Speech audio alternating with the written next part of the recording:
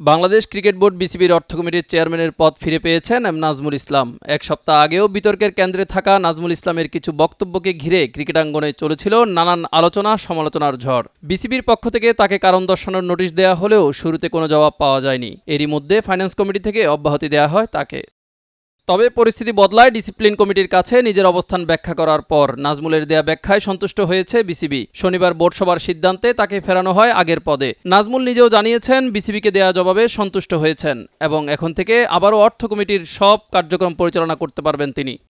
মূলত চলতি মাসের শুরুতে বিশ্বকাপ ইস্যুতে তামিম ইকবালকে ভারতের দালাল বলার অভিযোগে প্রথম দফায় ক্রিকেটারদের তোপের মুখে পড়েন নাজমুল। পরে ক্রিকেটারদের পেছনে টাকা খরচ ও সেই টাকা ফেরত চাওয়ার মতো একাধিক বিতর্কিত মন্তব্যে সমালোচনা আরও বাড়তে থাকে। শেষ পর্যন্ত ক্রিকেটারদের সংগঠন কোয়াবের দাবির মুখে তাকে পদচ্যুত করা হয়েছিল। কিন্তু এক সপ্তাহের ব্যবধানে সেই অধ্যায় ঘুরে গেল নতুন সিদ্ধান্তে।